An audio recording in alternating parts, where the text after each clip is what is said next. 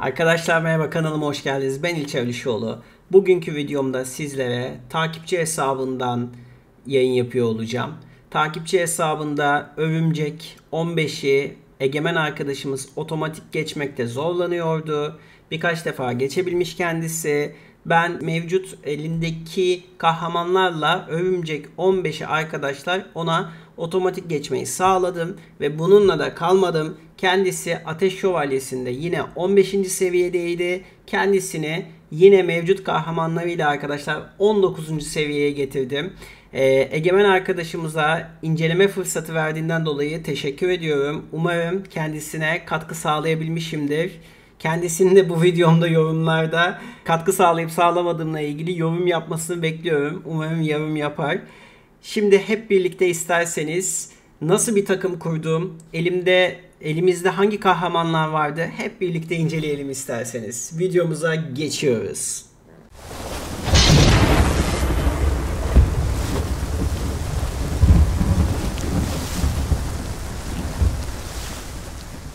Çok güzel şampiyonlar var Egemen arkadaşımızda arkadaşlar. Kraliçe cadısı var. Kendisini açıkçası Clan Boss'ta kullanıyormuş. Lotos var. Arena'nın vazgeçilmez kahramanlarından. Drakes. Drakes zaten benim aşkım. Kandafron var arkadaşlar. Kandafron da çok güzel bir kahraman. Arena kahramanı. Kule Rosgard da yine Clan Boss'ta kullanılan bir kahraman. Onun dışında epikleri var arkadaşlar güzel. Defans Gran Zargalası var. Aynı zamanda yine arenada nükür olarak kullanılabilir. Kusurlu canavarı var. Örümcek'te olmazsa olmaz. Allah'tan vardı yani. Yoksa kusurlu olmadan arkadaşlar örümceği mevcut kahramanlarıyla geçmem çok zor olurdu. Hanedan askeri var. Onu da kasmış. Biliyor. Oyunu biliyor kendisi. Biliyor. Yeşil olmasına rağmen es geçmemiş. Kasmış arkadaşlar. Kendisine de zaten Instagram'dan olsun WhatsApp'tan olsun birlikte konuştuk. Bazı tüyolar da verdim oyunla alakalı. Umarım katkı sağlayabilmişimdir. Ninja'yı da almış. Yeni biliyorsunuz efsanevi kahraman. Bununla alakalı da bir video paylaşıyor olacağım. İkinci kule çıkmış kendisine. Olsun. İkinci kuleyi de kullanır belki bir yerlerde. Ama tek başına zaten Clan Boss'u 3 key'de 3 anahtarda kesiyor arkadaşlar. Tabii ki olmazsa olmaz yine arenaların vazgeçilmezi küçük Lissander olarak adlandıracağımız Diakos Armstrong var arkadaşlar. En iyi epikler listesinde de yer alıyordu kendisi. Biliyorsunuz en sonki videolarından bir tanesi en iyi epiklerle ilgili bir videoydu arkadaşlar. Buraya bir yere bırakırım. İsterseniz onu da izleyebilirsiniz. Onun dışında gayet güzel kahramanlar var arkadaşlar. Kaya'yla 60'lamış, Donmuş Ölüm Perisi var, Frozen Banshee. Paragon'u 60'lamış. Dediğim gibi Clan Boss'ta ölümsüz takım kurmuş kendisi. Orada kullanıyor. Onun dışında çok güzel yine delik deşik Duk ve Geyik Şövalyesi var arkadaşlar. Geyik Şövalyesi biliyorsunuz Ateş 20'de çok iyi bir kahraman. Hatta Kıyamet Kulesi'nde de çoğu yerde kullanabilecek bir kahraman. Çok güzel bir kahraman yani. Ben kendisine açıkçası şöyle bir tüyo verdim. En önce bana hangisini kitaplamam gerektiğini sordu. Ben de Geyik Şövalyesi, ben olsam Geyik Şövalyesi'ni kitaplardım dedim. Bakalım kitaplamış mı? Evet, bayağı bir kitaplamış arkadaşlar. Buraları da 3 tane kitap buradan, 5 tane de kitap buradan, 8 tane kitapla birlikte Geyik Şövalyesi'nin tam performanslı haline getireceğine inanıyorum.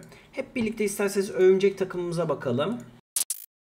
Diakos'u kullanıyoruz. Level 50 olmasına rağmen defans kırması açısından çok iyi bir kahraman. Hanedan askeri dönüş metreyi düşürmesi için. Aynı şekilde Faine'yi zaten Clan Boss'ta kullanıyordu. Hiç bozmadım. Kraliçe cadısını da aynı şekilde hiç bozmadım arkadaşlar. Kusurlu da arkadaşlar kalkan vermesi için olmazsa olmaz bir kahraman diyebilirim. Hep birlikte isterseniz bu kahramanlarla 3,5-4 dakika gibi bir sürelerde maalesef biraz uzun sürüyor. Ama soğuk kalp, efendime söyleyeyim dönüş metre katili olan işte Septimus'tur, soğuk kalptir ya da kraliyet muhafızıdır. O gibi kahramanlar kendisinde olmadığı için olabilecek elimizdeki kahramanlarla arkadaşlar kendisine örümcekte level 15'i otoda geçmesini sağladık ve böylece vazifelerde de ilerlemiş oldu. Hep birlikte bakalım ne kadar sürede kesiyoruz. 3,5-4 bazen 4,5 dakika sürüyor açıkçası. Diakos Armstrong arkadaşlar en yüksek hızda ve isabetini de yüksek tutacak şekilde ayarlamaya çalıştım. Aynı şekilde kendisini isterse arenalarda da kullanabilir. Arenalarda zaten altın 4 seviyesindeydi kendisi. Ama hız takımı yoktu. Anladığım kadarıyla, gördüğüm kadarıyla. Hız takımını da oluşturmak için haneden askeri diyorum sürekli. Diakos Armstrong'u kullanabilir arkadaşlar. Şimdi gördüğünüz üzere arkadaşlar Kraliçe Cadısı maalesef bu kompozisyonda müttefik saldırısında çok iyi değil. Çünkü müttefik saldırısı arkadaşlar Kraliçe Cadısı'nın biliyorsunuz herhangi bir örümceğe, herhangi bir karşıdaki kahramana saldırmaya yönelik. Güzel bir yapay zekası yok. Boss'a saldırmıyor arkadaşlar. Küçük örümceklere saldırıyor. Yani boss'a saldırdığını hiç görmedim hatta. Belki saldırdığı bir ihtimal de vardır ama şurada sayıyorum. 10 tane küçük örümcek, bir tane de boss. Yani 11'de bir ihtimalle saldırıyordur muhtemelen arkadaşlar. O yüzden hani Kraliçe Cadısı çok iyi değil ama kendisinin kritik oran vermesi, atak yükseltmesi ve Clan Boss'ta da maksimum seviyede hasar üretmesi için güzel donatılmış olmasından kaynaklı kullandım. Kendisini bu arada zaten Ateş Şövalyesi'nde de kullanıyorum. Ateş Şövalyesi'de geçerken de kullanmıştım. Fine'yi de bilakis arkadaşlar normalde örümcekte çok kullanılabilecek bir kahraman değil. Ama defans kırması için ve zayıflatma vermesi için gördüğünüz üzere zayıflatmayı Fine veriyor arkadaşlar. Kendisi küçük bir Dracomorph olduğunu söyleyebilirim. Ve çok da sağlam vuruyor. Ustalığı da açık. Aynı şekilde Krella'nın da ustalığı açıktı arkadaşlar. Kusurlu'nun, Diakos'un hanedan askerinin yoktu ustalığı. Ama mevcut elimizdeki kalıntılarla kendisine bir tane en azından full auto dönebilecek bir takım oluşturmayı başardık arkadaşlar. O yüzden mutluyum. Kendisi de mutlu olduğundan bahsetmişti. Şimdi buraları ben hızlı geçeceğim sizin için.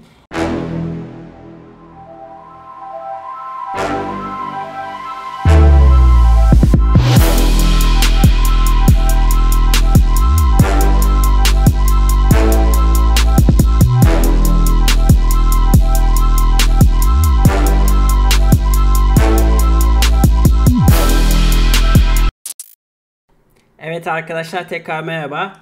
Gördüğünüz üzere 3 dakika 18 saniye ile rekor kırdık. Herhalde yani video atacağım diye bana raid güzellik mi yaptı diyeyim ne diyeyim bilemedim. 3 dakika 18 saniye en iyi süremizdi arkadaşlar. Gördüğünüz üzere 4 yıldızlı kalıntıları satıyorum ben. 5 yıldızlı kalıntılardan yukarısını kullanmasını önermiştim zaten kendisine. Çok böyle isabet ve hız olmadığı müddetçe çok kullanmasına gerek yok. Hatta yükseltmesine de gerek yok. 1.4 milyonla Kraliçe Cadısı dediğim gibi yani maksimum seviyede bir hasar kaynağı kendisi. O yüzden kullandık. Kusurlu Canavar 598k, Fine 610k. Fine biliyorsunuz 610k olmasının nedeni ise tek örümceğe vurmasından kaynaklı. Haneden askeri arkadaşlar 522k gayet iyi. Yeşil bir kahraman olmasına rağmen Diakos Armstrong'da arkadaşlar 507k vurmuş ama Diakos Armstrong level 50 olmasına rağmen 507k çok güzel vurmuş küçük örümceklerle birlikte. Ama bizim kullanmamızın amacı karşı tarafın dönüş metresini bitirmek arkadaşlar. Bu oyunda zindanlarda olsun, Kıyamet Kulesi'nde olsun arkadaşlar hızımız ve dönüş metremiz bizim birinci parametremiz. Ne kritik oran, ne kritik hasar, ne kritik ne ATK arkadaşlar. Arenada da olsun. Her yerde arkadaşlar hızlı olan %90 kazanır arkadaşlar bu oyunda. %90 diyorum çünkü arenada çok daha farklı %10'luk yani etmende işte hasar, dezavantajlar, avantajlar bir sürü farklı parametreler mevcutken zindanlarda, Kıyamet Kulesi'nde arkadaşlar yani PvE dediğimiz alanlarda hız en önemli kriter arkadaşlar. Hızlarını olabilecek maksimum seviyede çıkarmaya çalıştım. İsabetlerini de örümceğe dezavantaj verecek şekilde oluşturmaya çalıştım. Bildiğiniz üzere level 20 zindanlara kadar 225 isabet gayet yetiyor arkadaşlar. Hele ki level 15 zindanında 150 isabet bile yetiyor arkadaşlar. Onu da dipnot olarak belirtmek isterim. Şimdi hep birlikte bir de Ateş Şövalyesi'ne bakalım. Ateş Şövalyesi'nde de level 15'i oto haline getirdik ve aynı şekilde level 19'a kadar da ekibimizle arkadaşlar gelebildik. Ama Ateş Şövalyesi'nin level 20'sine biraz daha fazla hasar vurabilen kahramanlara ihtiyacı var. Soğuk Kalp olsun ya da Kahin olsun. Dönüş metreyi de düşürmesi çok önemli arkadaşlar. Dönüş metreyi düşüren çok fazla kahramanı olmadığından dolayı maalesef level 19 ve level 20'yi yapamadık Ateş Şövalyesi'nde. Şimdi zindanlardan ateş şövalyesine geliyorum. Bu arada level 18'i manuel geçtim arkadaşlar. Level 17'yi otoda geçtim. Level 18 8 dakika 15 saniye sürdüğü için göstermek istemiyorum. Level 17 ateş şövalyesinde de kullandığım kahramanlara gelecek olursak kendisi kırmızı element olmasına rağmen Kael alanları temizlemesi için nükür olarak kullandım. Drakes'i bilakis iyileştirmesi ve herhangi bir şekilde birinin ölmesi durumunda, yatması durumunda kaldırması için kullandım. Yine Diakoz Armstrong arkadaşlar. Armiger dönüşmetre, Kraliçe Cadısı da birlikte dönüşmetreyi düşürmesi ve sürekli olarak Ateş Şövalyesi'nin kalkanını düşürmesi için gerekli bir kahraman arkadaşlar. Şimdi bu kahramanlardan Drakes dolu mu? Evet. Drakes'i biraz düşürmüş hızını olsun. Bir de Kael'e bakacağım. Tamam, Kael'de evet. Kael'de 153 hızında arkadaşlar. Bu ekiple bir girelim hemen. Hızlıca Ateş Şövalyesi'ni 3,5 dakikada yok ediyorum. Ateş Şövalyesi'ni öldürdükten sonra tekrardan görüşüyoruz.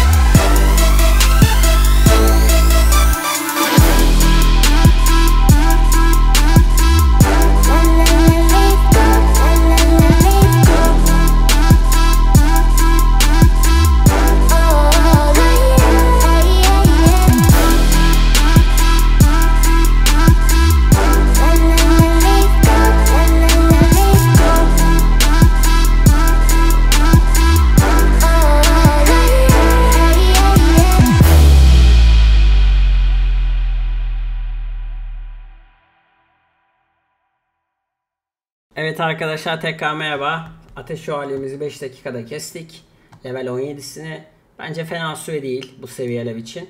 Videoyu arkadaşlar Kraliçe Cadısı'nın ve Hanedan Askeri'nin aynı şekilde Diakoz'un dönüşmetreyi düşürmekte ne kadar önemli olduğunu görmüşsünüzdür. Karşı element olmasına rağmen Drakes ise hız azaltması sayesinde arkadaşlar A1 sayesinde Ateş Şövalyesi'nin dönüşmetresinin yavaş bir şekilde dolmasını sağlıyor ve son ortalarına doğru geldikten sonra zaten Ateş Şövalyesi'nin canında artık kalkanı oluşturamayacak derecede dönüşmetreyi sürekli düşüren bir ekip haline geliyor arkadaşlar bu ekip. Hızını biraz daha yükseltirsek ekibin zaten çok daha kısa sürelerde Ateş Şövalyesi'ni yok edebileceğimize inanıyorum. Şimdi hemen bu arada arkadaşlar Hanedan Askeri'nden çok daha verim almak istiyorsanız size nacizane önerim, hatta Kraliçe Cadısı'ndan da Örümcek'te verim almak istiyorsanız arkadaşlar buradaki hemen size göstermek istiyorum. Şöyle takım kurulumunda arkadaşlar takımlarınızı belirtin. Mesela ben Örümcek 15 için bir takım kurmuştum kendisine. Gördüğünüz üzere Hanedan Askeri'nin A2 yani örtbas yeteneğini kullanmamasını belirttim. Çünkü bu arkadaşlar Soğuk Kalp gibi, efendime söyleyeyim Kraliyet Muhafızı gibi, Septimus gibi kahramanlar gibi karşı tarafın max HP'si oranında vuran bir yetenek arkadaşlar. Ama bizim için Armiger'den asıl faydalandığımız nokta sert yanıt arkadaşlar. A1'i dönüşmetreyi azaltması bizim için önemli. Bu arada Kraliçe Cadısı'ndan da kör edici parıltıyı kullanmasını engelleyeceğim. Çünkü gerek yok. Savaş gizemi kritik oranı ve ATK'ya yükseltiyor. Kör edici parıltı ise herhangi bir örümceğe saldırıyor arkadaşlar. O yüzden hiç gerek yok. Sadece cadı ışığı bariyeriyle savaş gizemini kullanması yeterli. Böylece otomatik kahraman kullanırsanız da arkadaşlar, hatta şöyle level 15 Ateş Şövalyesi için hemen bir takım yapalım kendisine. Aslında Geyik Şövalyesi'ni arkadaşlar Drakes yerine kullanabiliriz ama Geyik Şövalyesi'de şu anda bir kalıntı yok. Drakes'i de bildiğim kadarıyla en son kitaplayacaktı. Kitapladı diye ümit ediyorum. O yüzden Drakes'i kullandık ama daha sonrasında Drakes yerine Geyik Şövalyesi'de kullanmasını öneriyorum kendisine. Diakos ve tabii ki de hanedan askerini kullanacağız ve Drakes arkadaşlar. Şimdi bu ekipte ise yine Kraliçe Cadısı, tabii ki kör edici parıltı çok önemli. Diakoz'unki de çok önemli. Hanedan askerinde yine arkadaşlar kullanma diyoruz A2 yeteneğine. Çünkü bizim hiçbir işimize yaramıyor. Yani yarıyor da dönüş metreyi düşürmesi daha çok yarıyor. Şöyle ateş diyelim buraya da. Kayıtlı takım ön ayarlı olacak şekilde bir takım oluşturdum. Bu takımları isterse kendisi de kullanabilir veya revize edebilir arkadaşlar.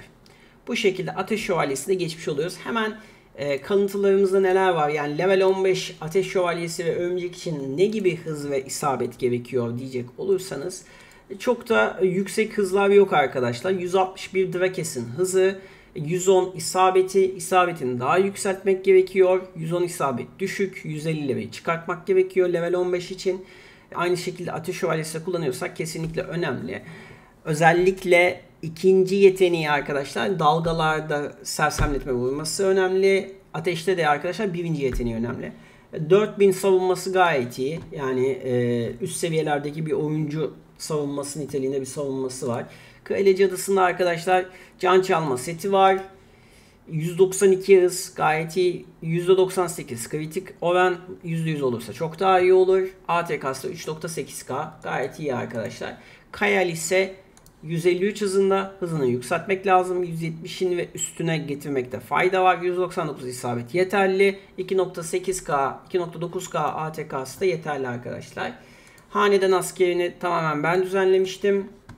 161 hız, yani olabilecek maksimum hızı bunu belirleyebildim arkadaşlar. Çünkü %100 kritik oran gerekiyor. Becerilerine bakacak olursanız bir düşmana saldırı, eğer bu saldırı kritik ise dönüş metreyi %30 azaltır. Benim amacım sürekli olarak dönüş metreyi azaltabilecek şekilde vurulmasıydı arkadaşlar. Önceliğim %100 kritik oran oldu. Yani siz de bu şekilde kurmanızı öneririm. İsabetini de yüksek tutmanız lazım. 170'in 150'nin üstünde olması gerekiyor. 194 isabet gayet yeterli. 161 hız da level 15 için arkadaşlar gayet yeterli kalıyor. Bunun dışında da Diakos Armstrong'u biliyorsunuz hızcımız olarak kullanıyoruz. 211 hız en yüksek. 117 dezavantaj, yani vermesi için isabeti daha yüksek olması da fayda var. Çünkü dönüş metreyi düşürmesi ve aynı şekilde de karşı tarafın dönüş metresini azaltması ve defans kırması açısından isabetin 150'lere çıkmasına fayda var arkadaşlar. Bu şekilde takımlarımızı kuruyoruz. Fine'e de gelecek olursak yine can çalma seti var ve %83 kritik oran, %100 kritik hasar, 229 isabet. Tabii ki Klambos'a göre yapılmış. 163'te hızı var arkadaşlar. Bunu da Örümcek'te kullanıyoruz. Gayet iyi bir kahraman. Bu şekilde düzenlemiş olduk arkadaşlar. Egemen arkadaşımıza tekrardan bu hesabın hayırlı uğurlu olmasını diliyorum. Umarım kendisi sonraki sürelerde de yani yardımcı olmaya çalışacağım elimden geldiğince. Bir sonraki videomda görüşene dek şimdilik hoşça kalın arkadaşlar. Sevgiyle kalın. Görüşmek üzere. Bay bay.